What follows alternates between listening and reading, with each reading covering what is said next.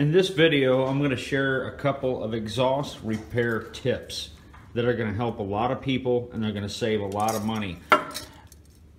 What I don't want you to do is go out and buy one of those exhaust repair kits that they sell in the auto parts stores. Those things are a scam, and we'll talk about that a little bit here in this video. But first, I want to show you guys a couple of little tricks that I have developed over the years for sealing up exhaust leaks that don't involve buying any of that stuff. It costs just about the same amount of money, and it is far more durable. And one reason why you really should seal any exhaust leaks you discover in your car is because of lost engine power and fuel economy. An exhaust leak like this will alter the readings of the oxygen sensor, which will mess up the engine, because the engine runs based on fuel maps. It doesn't have an intelligent brain that knows what to do when this is encountered and all that. All it does is run fuel maps that tell the engine how much fuel it should be getting at certain RPMs and all this other stuff, and what the oxygen sensor is telling it. So if you mess up the oxygen sensor, it starts reading these maps, and it's like having a bad compass. Let's say you had the best map in the world, but your compass sucks. That's what having a bad oxygen sensor is equivalent to.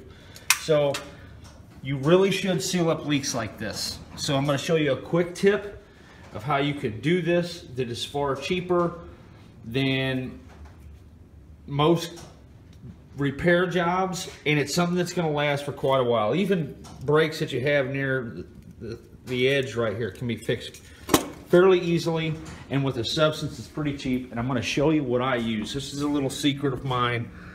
This is high temperature silicone. It's red. It is for fireplace and stuff like that. They use it in power plants and stuff like that also. It has an operating temperature of 650 degrees. And luckily for you, your muffler is not ever going to see temperatures that high. You'll be lucky to ever go over 400 degrees in a muffler. Ever. If you are, something's wrong. So basically, let's get to it. What we're going to be doing is, for this particular patch here, now you would be underneath the car when you're doing this, mind you, but for illustration purposes, or demonstrative purposes, I have it up here on the bench.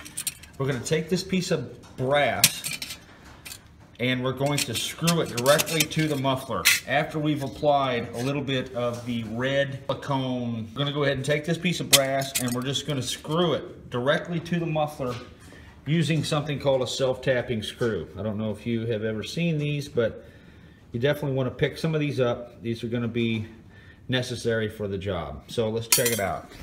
Now, I need you to bear with me here for a minute. I currently don't have any of the red high temp silicone available, which is kind of stupid for this demonstration. So we're just going to pretend this muffler's not going back on the vehicle. I took it off of a car.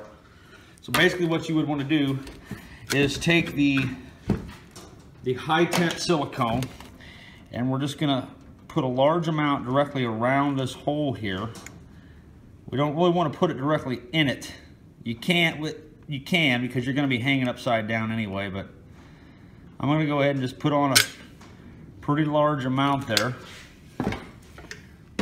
As I said, bear with me. This is supposed to be red. Then you're going to take your piece of brass or any piece of metal. You can even use a piece of beer can, for crying out loud.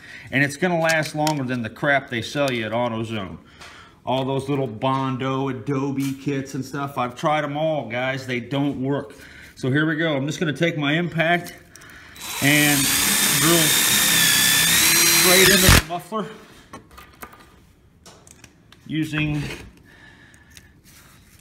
the American made DeWalt. And this patch right here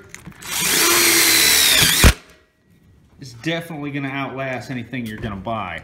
And it's definitely going to be better than fixing the muffler.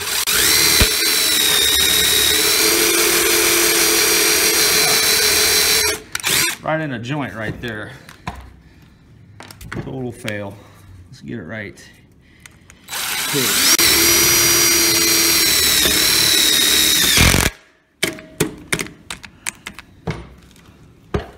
Okay, now because we have the silicone in there, you really only need that little bit. If this was actually going back on my car, I'd probably... There, you happy? Like that there, I don't know that I would even mess with that because you want that silicone to remain kind of thick and robust. You can do the same thing with all these holes. Even just add your silicone around the hole, even some inside of it. Take your piece of metal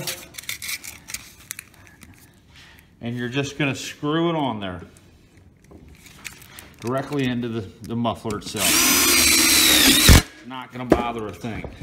I'm not going to sit here and drill all these in. You guys get the point of how to do this.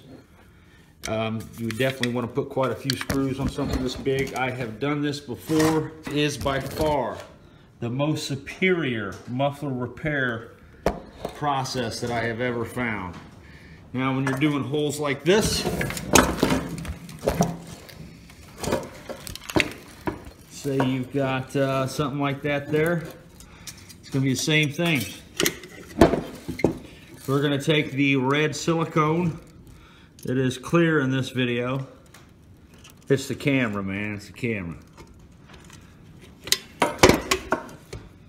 Take your piece of metal, put it over the hole. Fortunately, I have these right here, these self-tappers here, these little grays, these are the ultimates. Them are the best right there if you can get a hold of those. This one here is just going to be 2 screws to fix it. Kind of hard to drill into a circular pipe underneath a car, but it's better than welding underneath a car, and I've done both.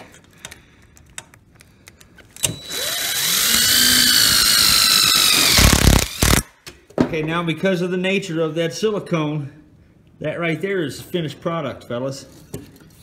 You're rolling down the road right there. And most important of all, not only does the car sound better, you're going to get some power back. A lot of vehicles will notice a significant power increase from fixing a leak like the one we just seen right there. I've owned several vehicles that I noticed when I would fix the exhaust leak, I'd get like 25 extra horsepower. So that's why I got real big in doing this. You know, as soon as I'd find a leak, I'd have to get rid of it because the last thing I want is less horsepower. So essentially, that also means you're wasting a lot of gas. Your gas mileage is going way down. And when you have these flex cups that are going out on you, you can take that red silicone and just inject it directly in there. And then you would take like some beer can or soda can and wrap it around there and just take some wire and kind of close it off on there, and just enough to hold that silicone in place. And the silicone itself, because it's flexible, will kind of maintain a joint in there like a good gasket. So definitely consider giving this stuff a try next time you want to fix your exhaust. It's doesn't matter, it doesn't have to be this particular type. They even sell high temp gasket at the auto parts store. It's called High Temp Gasket Maker. It's the same stuff, it's just red silicone. Any red silicone is going to be a high temp mix, and it's usually rated at 650 degrees. And as far as I know, I don't even think the catalytic converter case itself gets over 400 degrees. So this right here is going to save you money. Don't go out and buy those stupid kits that wrap around the hole and all that. The putty itself that they send you does not stay stuck on there. It lasts about a month. It's a waste of your money. This here, I just chopped off the vehicle because it's not the muffler. I think it's like the resonator or whatever, and I wanted to see what it would do. That is another option. Some cars that are old, you can just chop the muffler off and straight pipe right through, but this right here is the way you really want to go. If you think the muffler is still somewhat okay, because this muffler here is still good on the inside. It's not rusted out. So a patch on this is going to save you some gas, and it's going to give you some power. Now, of course, if you had a leak that's up on top and you can't get to it because of where it's at on your car, you can take a piece of this metal, like soda can or whatever, put a bunch of that sealant on it and wrap it around all the way down to the bottom, and then drill the screw through the metal that way. So that's one good way of getting at leaks that you can't reach. There's been times where I've welded exhaust systems together, but was unable to weld that last little portion at the top. And this is one good way out of that. You just make this piece of metal longer, where it wraps all the way down to the bottom, and you drill the screws through that, and that works out pretty good. But this tactic is definitely gonna be your best bet.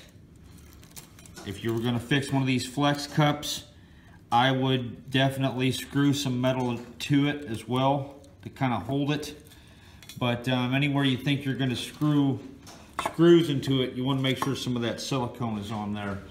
You probably can start this up right away, but I wouldn't rev it up. If you start it up, it'll get hot and it'll make it set a little quicker, but don't let it run for a long time, because I haven't ever tested that, so I can't verify it. But in the past, I've noticed that a little bit of heat could definitely help the glue set, but then you risk blowing out your joint. So if I was you, I would not let this run until this stuff has set up for a little bit. Otherwise, you're just gonna ruin it. And I know at times when you're fixing exhaust leaks, you kind of need it to be able to roll right off the assembly line there, but not always a good idea. You can try it and see what happens. Some exhaust leaks aren't a problem until you really rev it up. But I would definitely, if you do really need to get down the road right away, I would just let it run for at least a half hour or something to kind of bake out some of that solvent.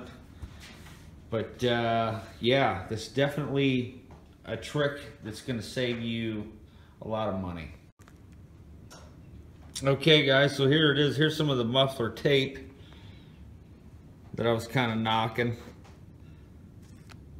This stuff's just really not worth the crap. I mean, could you imagine this wrapping over a hole right here? What's it gonna do to that lip? Are they kidding us here? Think about it. Yeah, that's gonna seal up. This stuff is a scam. I don't, maybe it does work. Maybe there's people that know how to use it. Maybe I'm just an idiot. That could be possible. It's highly likely that I'm a moron and this stuff actually works fantastic. I personally think it's a scam. It says outlast your muffler. Maybe it does. Maybe I should put some of this stuff on here. It just seems to me that if you have any bumps and stuff like that, it's just not going to seal worth the crap. I just don't see it sealing onto a rusty muffler very well.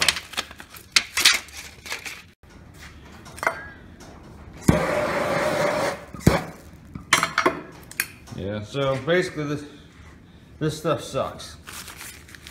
I tried to use it like 2 years ago and it didn't work at all. Most leaks are here at the joint or something anyway, where stuff like that just ain't gonna do nothing. And the cool thing about the silicone is that it's got a little bit of structural to it. It's kind of got like a rubber cushion, like bushing action as well. So don't buy things like this. You definitely got to give this a try. I forget how much this cost, but I think it was like $12 or something like that. So you buy that $7 tube of silicone and get you a couple pieces of aluminum can. I just have a lot of brass on hand, so that's what I would always use, because this stuff here is definitely the way to go. You could use almost any piece of metal. A galvanized piece of metal would be great. Like a piece of ductwork would be fantastic. You could probably pick up a small piece of ductwork while you're at the hardware store and cut it up. But it's kind of a nifty little MacGyver action on the old exhaust leak deal. So give it a try, save your money.